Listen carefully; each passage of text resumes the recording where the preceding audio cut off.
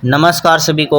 आज हम बात करने वाले हैं पंचगणों की, सत्य के विखंडन की, ब्रह्म की, पराशक्ति की और दुर्गा के जितने भी रूप हैं उनकी, 10 महाविद्याओं की, रुद्रों की, हनुमान जी की, भैरव जी की और उनके जितने भी भेदन हैं, योगिनी, यक्षिणी, अप्सरा या भैरव में यक्ष वगैरह, भूत पिशाच या पिशाचनी, उनके बारे में हम बात करने वाले हैं। साधना के दौरान ये किस व्यवहार में प्रकट होते हैं, इस बारे में हम बात करने वाले हैं। साथ ही इन्हें हम समझने का प्रयास करेंगे। तो शुरुआत करते हैं सत्य से। तो सत्य सिर्फ एक है और उस सत्य का हम यहाँ पर विखंडन करेंगे। खंडन अलग चीज़ होती है और विखंडन अलग चीज़ होती है। विखंडन का मतलब है विशेष खंडन, उनको अलग अलग भागों में बांटने का एक तरीका है विखंडन। तो सत्य सिर्फ एक है जिसे व्यक्ति राम बोलते हैं। किसी ने सवाल पूछा है कि अगर समस्त मंत्रों में ओम सर्वोपरि हैं, मंत्र राज हैं, तो फिर राम तो उससे ऊपर बताया गया है, तो फिर उनको मंत्र राज क्यों नहीं कहा गया है। तो यहाँ पर हम आपको एक बात बता दें कि सत्य जो है उसका जो नाम है वह राम नहीं है, इसलिए उसे मंत्रों का राज नहीं कहा गया है, ओम को कहा गया है। लेकिन इसी सवाल को अगर व्यक्ति इस प्रकार से पूछे कि ओम सर्वोपरि हैं या सत्य सर्वोपरि हैं, तो जवाब सत्य ही निकल कर आएगा। जितने भी मंत्र प्रकट होंगे सब ओमकार के ही आएंगे। बात सनातन धर्म की जाए तो जितने भी मंत्र हैं सब ओमकार से ही शुरुआत उनकी की जाएगी, क्योंकि एक ओमकार जो है वह शक्ति को अलग अलग भागों में बांटता है। हमें कैसी शक्ति चाहिए वह सब हम ओमकार से ही मांगते हैं और ओमकार हैं ब्रह्म। तो आज हम उस सत्य की पहले बात कर रहे हैं, सत्य का विखंडन कर रहे हैं। जो ओमकार हैं उससे भी ऊपर हैं सत्य, और उस सत्य का नाम राम नहीं है। और लोगों ने अपने हिसाब से नाम दिए हैं कि उसको हम राम बोलेंगे। ठीक ऐसे ही जो सूरज हैं, सूर्य हैं, वह इस पृथ्वी के समस्त मजबूत ग्रह हैं या देवता अगर हम उनको बोले तो सूर्य देव ही एक प्रत्यक्ष देव हैं। तो किसी ने बोला कि मैं अपने पुत्र का नाम सूर्य ही रखूँगा या सूरज ही रखूँगा, तो उसका सीधा संबंध ये नहीं है कि वह उसका पुत्र ही सूर्य है। वह सिर्फ उपमा दी गई है कि ताकि इसमें वैसे गुण मिलान हो तो वैसा ही नाम रख दिया जाए। यह देवी देवताओं से संबंधित नाम की परंपरा भी ठीक इसी आधार पर आगे शुरू हुई है, क्योंकि भगवत गीता में कहा गया है कि अंत समय में व्यक्ति जिसको स्मरण करेगा, जिसको याद करेगा, वह उसी के लोक में चला जाएगा। तो ठीक ऐसे ही कई लोगों ने अपने पुत्रों का नाम देवी देवताओं से संबंधित रख दिया। किसी ने राम रख दिया, किसी ने श्याम रख दिया, किसी ने कृष्ण रख दिया, किसी ने मोहन रख दिया अपने पुत्रों का नाम। पुत्रियों में राधा रख दिया, पार्वती रख दिया, गौरी रख दिया, या राधिका रख दिया, या कृष्णा रख दिया। तो इसी प्रकार ताकि वह अंतिम समय में अपने पुत्र या पुत्री को बुलाए तो उसी देवी देवताओं से संबंधित नाम निकले, तो वह उसी लोक में चला जाए। इसी के आधार पर यह नाम परंपरा चलती आई है। जैसे कोई व्यक्ति आपने देख लिया, उसका नाम पता कुछ भी मालूम नहीं है, लेकिन आपने अपने हिसाब से उसे समझने के लिए एक कोई सा भी नाम दे दिया, तो हालांकि वह व्यक्ति कहीं पर भी चला जाए, लेकिन आप घर पर बैठे हैं तो उसका अगर आपने एक नाम भी रख दिया, उपमा भी दे दी, तो उस नाम को किसी के मुंह से भी आप सुनेंगे तो आपको सीधे उसी व्यक्ति की याद आएगी जिसको आपने देखा था, भले ही उसका नाम वैसा नहीं था, हो सकता है और हो। ठीक ऐसे ही जो सत्य हैं उसको व्यक्तियों ने समझने के लिए उसका नाम राम दे दिया है, क्योंकि जो सत्य हैं तो ऐसे तो कोई करेगा नहीं कि सत्य सत्य सत्य सत्य सत्य सत्य। उसे थोड़ा अजीब लगता है कि ये कैसा मंत्र है, क्या है ये, कैसा नाम है, क्योंकि सत्य का कोई नाम नहीं हो सकता ना। जो सत्य हैं वो सत्य ही हैं। उसे समझने के लिए भी हमने सत्य नाम दे रखा है। सत्य को हम देख नहीं सकते, समझ सकते हैं, महसूस कर सकते हैं, लेकिन आंखों से हम सत्य को कैसे देखेंगे? तो वही हाल यहाँ पर है। उसी सत्य का नाम राम दे दिया है। ऐसा कभी भी नहीं कहा गया है कि सत्य का नाम राम है। नहीं, राम नाम सत्य है। सत्य का नाम राम दे रखा है, राम का नाम सत्य नहीं है। जिसको थोड़ा सा समझने का विभेद है। ठीक उसी प्रकार जो सत्य है उसका लोगों ने नाम राम दिया है, इसलिए कहा भी जाता है कि राम नाम सत्य है। इसी राम शब्द को गीता में परम पुरुष कहा गया है और यह सत्य है, इसलिए कई व्यक्ति इसे सत पुरुष भी कहते हैं। यानी कि ऐसा पुरुष जो सत्य है, सत्य है, जिसका अंत नहीं होता है, इसलिए इन्हें सत पुरुष भी कहा जाता है। सूर्य के समान जिसका प्रकाश है वह पुरुष, वह सत्य पुरुष, वह राम है, वह सत्य है, वह परम पुरुष है। ऐसा गीता में वर्णन आया है परम पुरुष के बारे में। उसी का नाम हमने राम रख रखा है। तो उसी का हम आगे थोड़ा सा और विखंडन करते हैं, उनको बांटते हैं, तो उससे दो शक्तियाँ निकलकर सामने आती हैं। एक तो आती है शक्ति, जिसे भगवत गीता में पराशक्ति कहा गया है, और दूसरा निकल के आता है ब्रह्म, जिसे व्यक्तियों ने समझने के लिए शिव भी कहा है और सदाशिव कहा है, महाशिव कहा है। लेकिन एक ही वस्तु के इतने नाम हम कैसे दे सकते हैं कि शिव तो छोटी स्तर पर हैं, सदाशिव उससे ऊपरी स्तर पर हैं, महाशिव ऊपरी स्तर पर हैं, और फिर अंत में बता दिया जाता है कि सबसे ऊपर आदि शिव है, आदि पुरुष हैं। तो ऐसे हम इसको नहीं समझ सकते।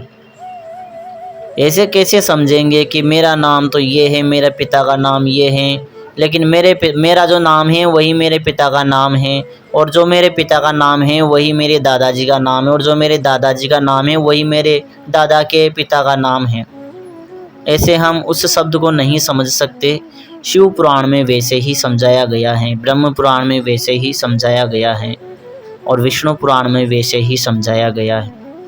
भगवान विष्णु के भी 3 रूप बता रखे हैं, भगवान शिव के भी 3 रूप बता रखे हैं, माता के भी 3 रूप बता रखे हैं, और जो भी रह गए हैं, ब्रह्मा जी रह गए तो उनका भी 3 रूप बता रखा है। हालांकि एक ही व्यक्ति के 3 रूप अगर हम समझेंगे तो हम समझ नहीं पाएंगे।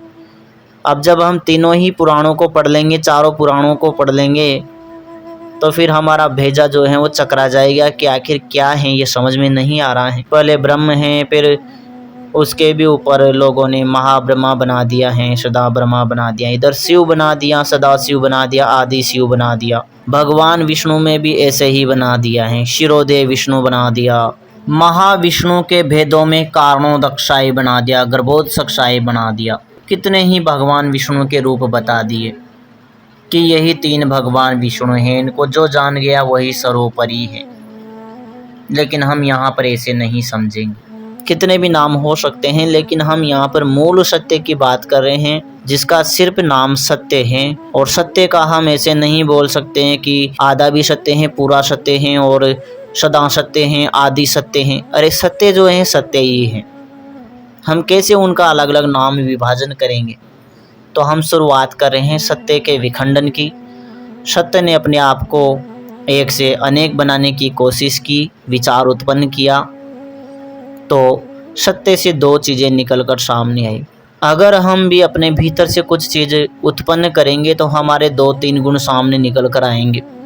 हम अपने ही 3 गुणों से 3 व्यक्ति बना सकते हैं, तीनों में अलग अलग गुण होगा, लेकिन हमारे भीतर तीनों ही व्यक्तियों का गुण होगा। ठीक ऐसे ही सत्य ने अपने आप को अलग किया, अलग भागों में विभाजित किया, अपने से बाहर चीज़ें निकाली, तो उसमें से एक तो निकल कर आई ब्रह्म और दूसरी निकल कर आई पराशक्ति। जो ब्रह्म है उसको बिल्कुल उदासीन बताया गया है, और जो चीज़ उदासीन है वह तो ना तो राइट में जा सकती है ना ही लेफ्ट में जा सकते हैं, लेकिन उसके भीतर गुण दोनों भी हो सकते हैं, लेकिन वो दोनों से परे हैं, इसलिए वो उदासीन है, अचैतन्य है, वो ब्रह्म है। और जब उसकी चैतन्य शक्ति की बात करते हैं, सत्य के चैतन्य शक्ति की बात करते हैं, तो आती हैं पराशक्ति। हालांकि यहाँ हम शक्ति ही बोल सकते हैं, शक्ति के दो भेद कर सकते हैं, भले परा अपरा। तो एक तो ब्रह्म हो गया और एक शक्ति हो गई। जब ब्रह्म ने अपना और विखंडन किया शक्ति के माध्यम से, शक्ति के सहयोग से, क्योंकि अगर शून्य अपने से ही कुछ निकालेगा तो वो शून्य ही निकलेगा, शून्य के भीतर से भी शून्य निकालेगा तो शून्य ही निकलेगा, उनमें और गुण आ नहीं सकता। अगर आप दूध में से 1 किलो दूध निकालेंगे तो भी वो 1 किलो भी दूध ही रहेगा, उसमें से भी 50 ग्राम दूध निकालेंगे तो वो भी दूध ही रहेगा, उसमें से और 10 ग्राम दूध निकालेंगे तो दूध ही रहेगा। यानी कि गुणधर्म में कोई भी परिवर्तन नहीं आएगा। लेकिन एक बड़ा सा जो आपके पास कैंपर है, कैंटीन है, उसमें 20 किलो दूध है और इधर एक और डिब्बा है उसमें 10 किलो पानी है। जब दोनों को मिलाकर आप निकालेंगे, दोनों को मिला देंगे तो 30 किलो उसका वजन हो जाएगा, क्योंकि 20 किलो दूध है, 10 किलो पानी है। ठीक ऐसे ही हम यहाँ पर समझ रहे हैं, हम दूध में से दूध ही निकालेंगे तो दूध ही निकलता जाएगा, भले कितना ही निकाले। और अगर पानी से हम अलग करेंगे तो पानी ही निकलता रहेगा। लेकिन जब दोनों को मिलाकर कोई चीज़ निकालेंगे तो वो मिश्रण हो जाएगा। ठीक ऐसे ही एक तो है ब्रह्म और एक है शक्ति। जब इनके मिश्रण से एक चीज़ निकाली गई तो वो निकली रुद्र, जिसका पहली बार जिक्र आता है ऋग्वेद में, जिनको भगवान शिव की उपमा दी जाती है। और भगवत गीता में भी कहा गया है कि रुद्रों में मैं शंकर हूँ। वही शंकर जिनको हम देखते हैं, भगवान शिव जिनको बोलते हैं, भगवान शंकर जिसको बोलते हैं, महादेव जिनको बोलते हैं, शंभु जिनको बोलते हैं, वही वह रुद्र है, जिनका संस्कृत अर्थ होता है भयानक और शिव का मतलब होता है कल्याणकारी। जो भयानक हैं, एक प्रकार से देखा जाए तो सीमा में जितने भी जवान हुए उनको हम भयानक बोल सकते हैं। जब उग्र रूप ले ले दुश्मनों को मारने के लिए तो वह रुद्र उनको हम बोल सकते हैं।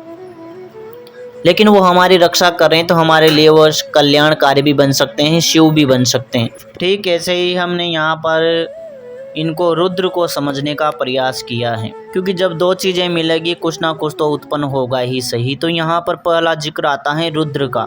व्यक्ति कहते हैं कि शिव बिल्कुल शून्य हैं और शून्य से जब एक और चीज़ निकल कर आई तो पहली बार शिव ने अपना रुद्र रूप धारण किया, यानी कि स्थूल रूप धारण किया। वही रुद्र ये हैं जो शिव और शक्ति के मिश्रण से यह रुद्र पहली बार ऋग्वेदों में निकलकर सामने आता है, जिनकी स्तुति भी की जाती है। और जो ब्रह्म हैं वो अपनी जगह पर स्थिर हैं, शक्ति भी अपनी जगह स्थिर हैं, लेकिन दोनों के संयोग से रुद्र पहली बार निकल कर आए। लेकिन जो शक्ति हैं वो भी अपनी जगह हैं, तो उसने अपने भीतर से एक तत्व निकाला जिसको पहली बार नाम दिया गया है दुर्गा।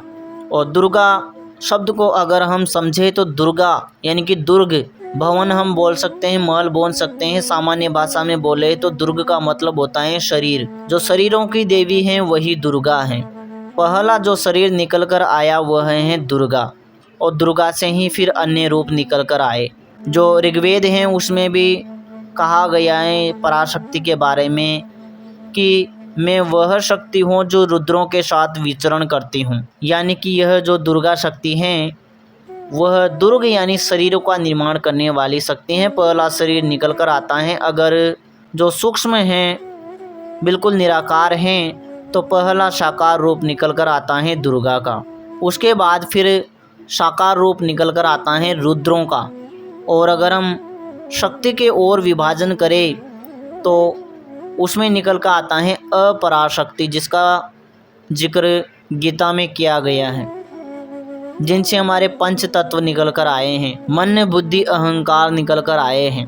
और दुर्गा का भेदन करें तो वहाँ से 9 दुर्गा और 10 महाविद्याएं निकल कर आती हैं। और रुद्रों में भी 11 रुद्र निकल कर आते हैं, जिनमें भगवान जो शंकर हैं उन्हीं का एक और रुद्र रूप निकल कर आता है, जिनको बोला जाता है हनुमान जी, रुद्रावतार।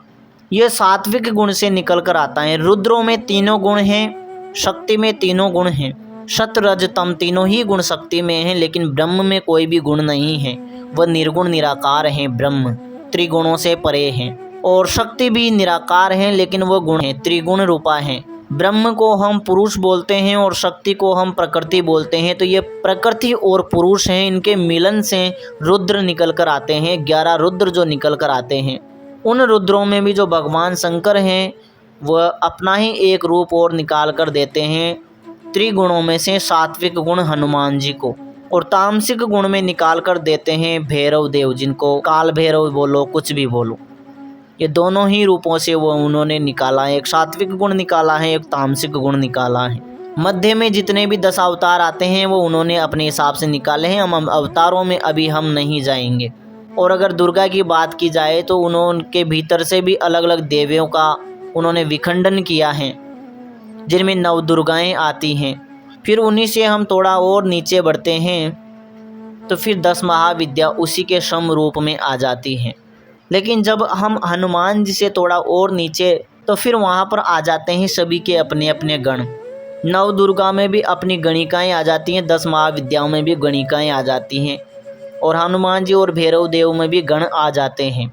गण एक प्रकार से बोला जाए तो जैसे एक भौतिक जगत में एक जो राजा होता है, उनकी जो प्रजा हैं वही उनके गण हैं, और जो प्रजा हैं उनके भी बाल बच्चे हैं, उनके छोटे छोटे बच्चे हैं, वो भी उनका गण हो गई। तो ये गणों की श्रेणी इसी प्रकार से चलती रहती है। जब हम 9 दुर्गा 10 महाविद्याओं में भी थोड़ा सा नीचे आते हैं, उनकी गणिकाओं की बात करते हैं, तो उनमें भी योगिनियाँ आ जाती हैं निकल कर, जो अनाहत की देवी बताई जाती हैं। यानी कि इनमें थोड़ी सी मनुष्य प्रवृत्ति होती है, तो ये गुस्सा वगैरह करती नहीं है ज़्यादा। योगिनियाँ अप्सरा वगैरह जो भी हुई। अब जब हम थोड़ा सा और योगिनियों से नीचे आ जाते हैं तो फिर आती हैं यक्षिणियाँ और जोगनियाँ। यक्षिणियाँ थोड़ी सी मनुष्य प्रवृत्ति वाली होती हैं, तो इनको कोई भी बात बुरी भी लग सकती है, अच्छी भी लग सकती है। जिस प्रकार से इंसान व्यवहार करता है ठीक इसी प्रकार जोगनियाँ और यक्षिणियाँ प्रभाव दिखा सकती है, मनुष्य के समान ही होती है। आपने कुछ बुरा बोला तो आपका नुकसान भी कर सकते हैं। ठीक जैसे इंसान से हम कुछ बुरा बोलते हैं तो वो कुछ भी कर सकता है, क्योंकि ये मनुष्य प्रवृत्ति इनके भीतर होती है। और अगर हम इधर रुद्रों में आते हैं, इन्हीं के हम नीचे चलते हैं, इनके गण आ जाते हैं, तो गण मनुष्य प्रवृत्ति में आ जाते हैं, जो आपका अच्छा भी कर सकते हैं बुरा भी कर सकते हैं। लेकिन जो देव प्रवृत्ति में आते हैं वो कभी भी बुरा नहीं करते हैं। ऋषि गण में भी जो आते हैं वो बुरा नहीं करते हैं। थोड़ा सा हम भैरव से भी नीचे उतरते हैं तो फिर आते हैं भूत और पिशाच, जो कि थोड़े से पशु प्रवृत्ति के होते हैं, जो आपका नुकसान कर सकते हैं, निश्चित रूप से कर सकते हैं। आपने कुछ भी बोला तो निश्चित रूप से नुकसान करेंगे, वो माफ़ नहीं करेंगे। जो जोगनी और यक्षिणी हल्का सा माफ़ कर सकते हैं, यहाँ पर चांस रहता है। आप गलती करेंगे माफ़ी मांग लेंगे तो माफ़ कर सकते हैं। और योगिनियाँ अप्सरा तो आपको माफ़ कर ही देती है, मनुष्य प्रवृत्ति उनके भीतर होती है। लेकिन यक्षिणियाँ और जोगनियाँ, भैरव, यक्ष, ये माफ़ कर देते हैं, माफ़ी मांगते हैं तो। लेकिन अगर हम थोड़ा सा और नीचे उतरते हैं तो भैरव में जो भूत पिशाच आते हैं और इधर देवियों में पिशाचनी आती हैं, तो ये आपका नुकसान कर सकती हैं। ये थोड़ी सी मनुष्य प्रवृत्ति से भी नीचे की प्रवृत्तियां हैं। थोड़े से हम इन्हीं को और विखंडन करके समझते हैं तो आपने एक चित्र देखा होगा माता दुर्गा का, जिनमें आगे हनुमान जी रहते हैं पहाड़ लेकर, थंबनेल में भी आप देख सकते हैं। बीच में माता दुर्गा होती हैं जो शेर पे बैठी रहती हैं, और सबसे पीछे रहते हैं भैरव जी। देखा जाए तो ये जो चित्र हैं वो तीनों ही गुणों को एक साथ प्रदर्शित कर रहा है। हनुमान जी सात्विक गुण, दुर्गा जी राजसिक गुण और भैरव जी तामसिक गुण, तीनों ही गुण यहाँ पर आ जाते हैं। हालांकि इनमें तीनों ही गुण हैं, लेकिन इनके प्रधान गुण सत्य, रज और तम हैं। लेकिन जब हनुमान जी से, दुर्गा जी से और भैरव जी से हम थोड़ा ऊपर उठते हैं, तो भैरव जी से ऊपर उठते हैं तो भैरव तो रुद्र ही तो हैं, हनुमान जी भी तो रुद्र ही तो हैं, तो इनसे ऊपर उठते हैं तो फिर ब्रह्म आ जाते हैं।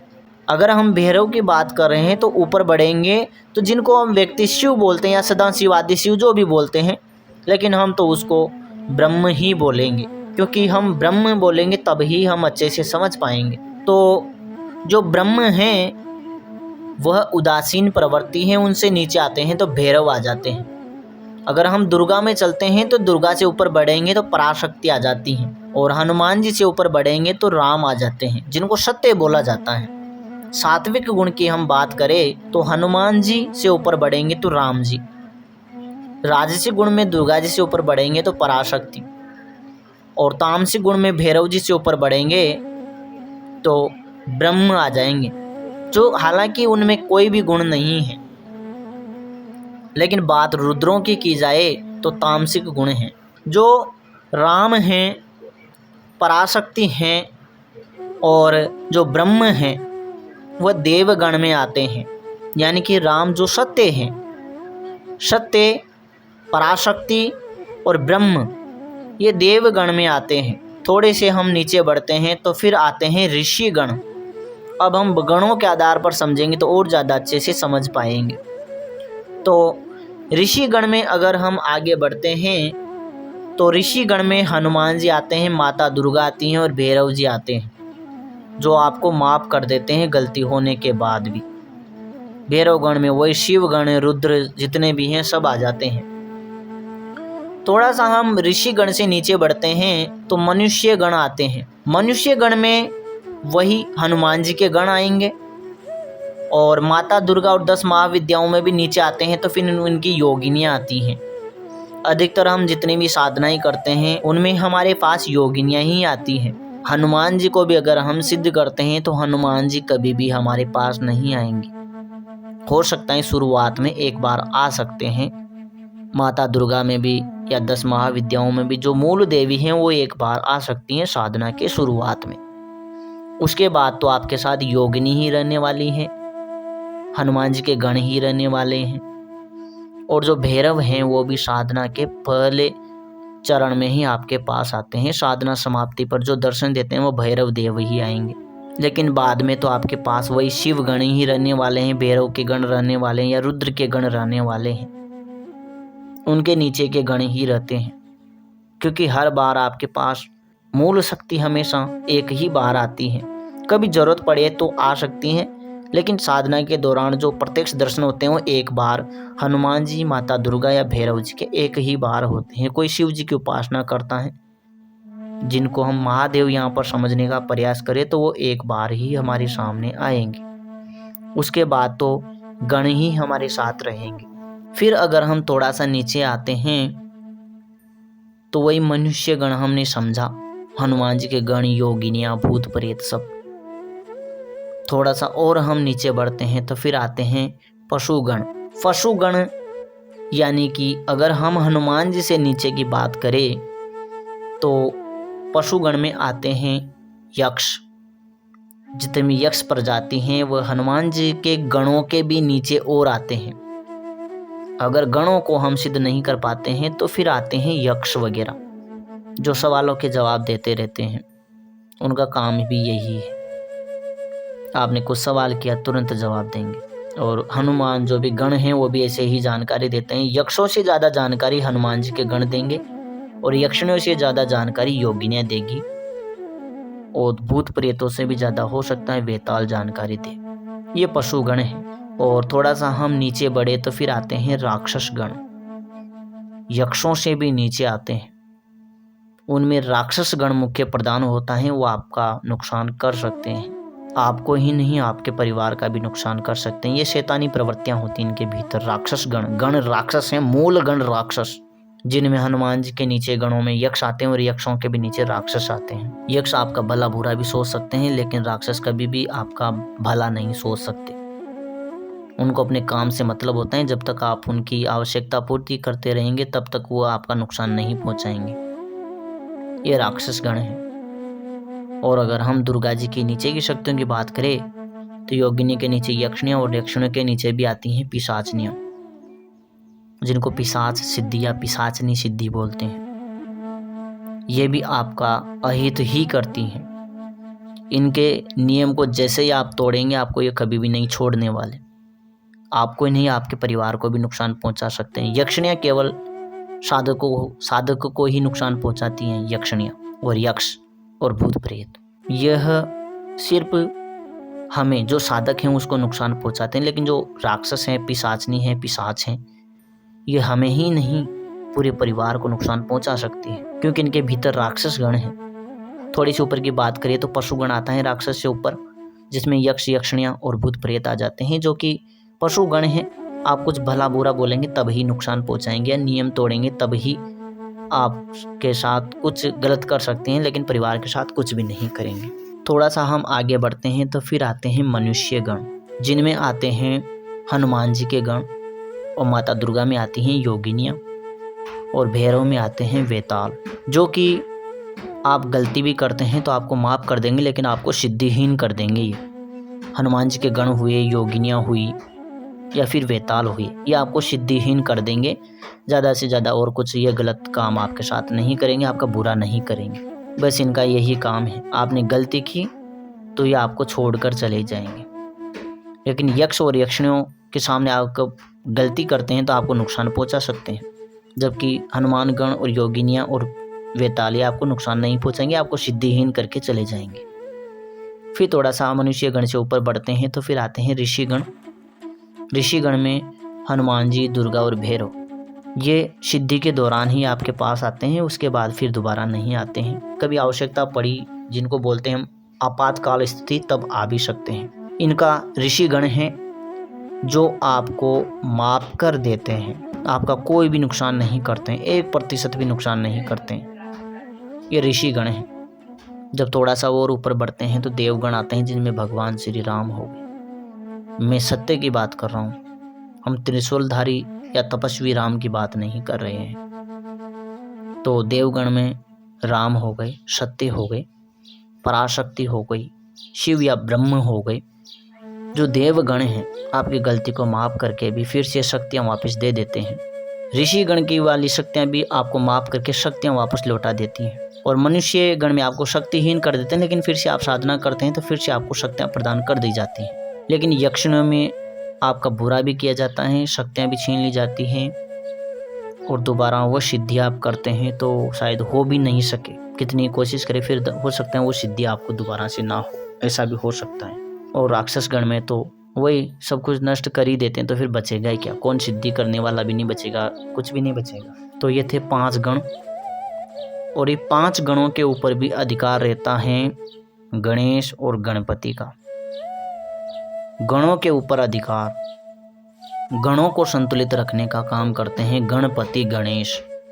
इसलिए कोई भी आप साधना, उपासना, पद्धति कुछ भी करें, उसमें हमेशा बताया जाता है कि सर्वप्रथम श्री गणेश जी की पूजा करें। हालांकि हम वही सूंड वाले देव को बिठा देते हैं, लेकिन एक प्रकार से देखा जाए तो वही हम गणपति की पूजा करते हैं। देखा जाए तो गुरु मंत्र से पहले हम गणेश जी की पूजा नहीं करते हैं, लेकिन गुरु मंत्र के बाद आने वाला अगर कोई मंत्र है तो गणेश जी का ही आएगा।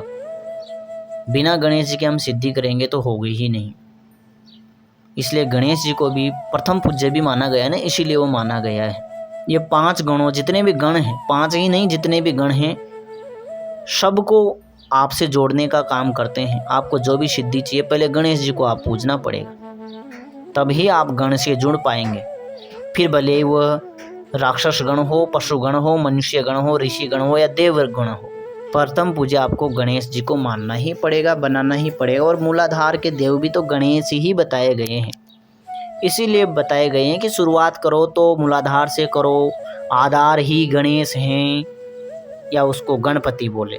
तो ये था सत्य का विखंडन। थोड़ा सा हम इसे और समझने का प्रयास करते हैं गीता के अनुसार। गीता में आता है 4 पुरुषों के बारे में बताया गया है, अक्षर पुरुष, परम अक्षर पुरुष और पुरुषोत्तम। जहाँ पर जो अक्षर पुरुष हैं वह हमारा शरीर है, ये हमें आँखों से दिखाई देने वाली प्रकृति हैं। अपराशक्ति हैं, अपराशक्ति बोले तो 5 तत्वों से निर्मित सभी चीज़ें, मन, बुद्धि, अहंकार, यहाँ तक कि ये समस्त ब्रह्मांड, ब्रह्मा, विष्णु, महेश, सूर्य, चंद्रमा, पृथ्वी, मंत्र, बीज मंत्र, सब अक्षर हैं, यानी कि नष्ट होने वाले हैं। थोड़ा सा हम और ऊपर बढ़ते हैं तो फिर आता है अक्षर। अक्षर का मतलब होता है जो कभी समाप्त नहीं होंगे, जैसे कि जीव। जीव बोले तो हम, यहाँ पर हम शरीर की बात नहीं कर रहे हैं, यहाँ बोल रहे हैं हम। तो हम सभी जीव हैं, हमारा कभी विनाश नहीं होगा। दूसरा अक्षर है ब्रह्म, ब्रह्म भी कभी नष्ट नहीं होगा। और एक है पराशक्ति, वो भी समस्त ब्रह्मांड के समाप्त हो जाने के बाद भी नष्ट नहीं होने वाली। यही 3 चीज़ें हैं अक्षर में, जीव, ब्रह्म और पराशक्ति, जिनको हम शक्ति बोलते हैं, जिसको ओमकार भी अगर हम बोले चारों को एक साथ मिलाकर, तो ये अक्षर हैं जो समाप्त नहीं होते हैं। थोड़ा सा और ऊपर बढ़ते हैं तो फिर आता है परम अक्षर। परम अक्षर का मतलब है सत्य, जिनको व्यक्ति राम बोलते हैं, वही ये सत्य हैं। लेकिन जहाँ बात सत्य की है तो सत्य का कोई भी विरोध नहीं करता है, धर्म हो, पंथ हो। इसलिए सत्य को सत्य ही रहने दिया जाए तो ज़्यादा बेहतर है।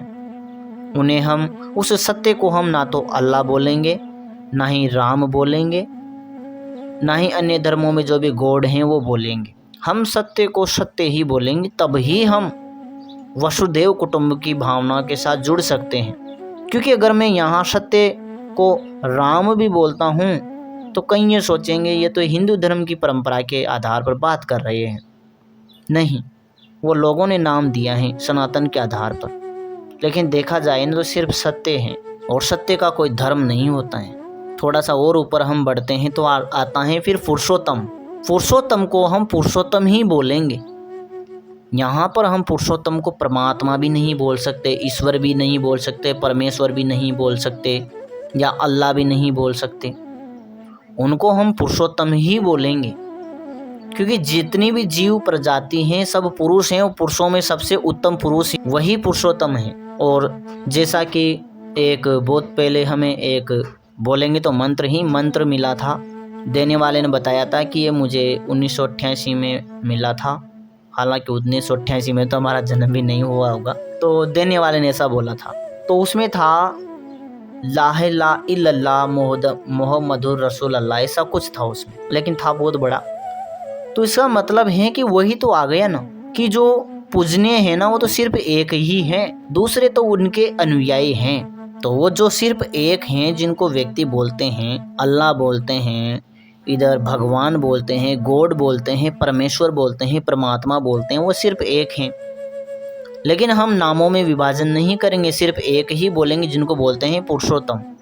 समस्त पुरुषों में सबसे उत्तम पुरुषोत्तम, जिनका हम नाम नहीं दे सकते। पुरुषोत्तम तो पुरुषोत्तम ही है, ये गीता के अनुसार है। अक्षर पुरुष आपने समझा, जितने भी शरीर देख रहे हैं जीव जंतु का, मनुष्य का, वो सब, प्रकृति में पत्थर पेड़ पौधे देख रहे हैं वो सब, अपरा में जितने भी पंच तत्वों से संबंध निर्मित चीजें हैं वो सब, मन बुद्धि अहंकार सब कुछ, यहाँ तक कि पूरा ब्रह्मांड जो हिंदू धर्म में कहा गया है कि ब्रह्मा विष्णु महेश, ये सब, सूर्य चंद्रमा पृथ्वी जल अग्नि वायु आकाश, बीज मंत्र, जितने भी वैदिक बीज मंत्र हैं, लौकिक मंत्र हैं, सब कुछ नष्ट होने वाले हैं, कुछ भी नहीं बचने वाला है। यही अक्षर है, और अक्षर है जीव, भले ही वो कैसा भी जीव हो, कभी नष्ट नहीं होने वाला। उसका ही शरीर नष्ट होगा, वो कभी नष्ट नहीं होगा। जैसे साधारण भाषा में समझे तो हम सभी नष्ट नहीं होने वाले हैं। अगर हमने खुद को जान लिया तो हम नष्ट नहीं होने वाले, नष्ट तो हमारा शरीर ही होने वाला है।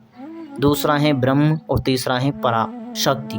शक्ति का संदर्भ सभी जगह देखा जाए तो क्षमता से हम समझेंगे तो क्षमता भी कभी समाप्त नहीं होगी, ब्रह्म भी कभी समाप्त नहीं होंगे, जिनको हम सत्य बोलते हैं। सत्य कभी नष्ट नहीं होगा। और एक है जीव, वो नष्ट नहीं होगा। और एक सबसे ऊपर तो पुरुषोत्तम है ही सही। और आपने गणों के बारे में भी जाना, देवगण, ऋषिगण, मनुष्यगण, पशुगण और राक्षस गण। ये आप सिद्धियों के आधार पर भी आप यहाँ समझ सकते हैं। ऊपर हमने समझा सत्य के विभाजन, ब्रह्म और शक्ति।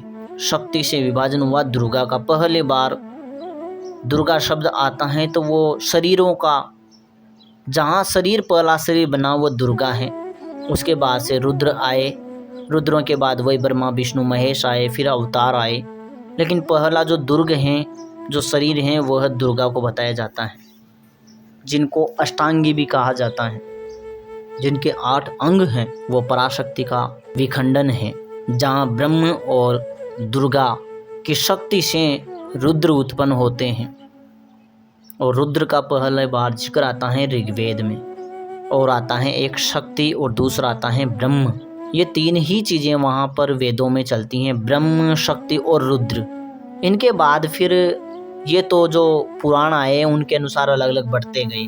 तो ये थी सत्य के विखंडन की जानकारी, राम, पराशक्ति, शिव के बारे में, ब्रह्म के बारे में जानकारी, और इनके अलग अलग गणों की जानकारी। आशा करता हूँ आपके समझ में आया होगा। फिर भी कुछ रह जाता है तो आप हमें ज़रूर बताएं। नमः शिवाय। नमः श्री काली के।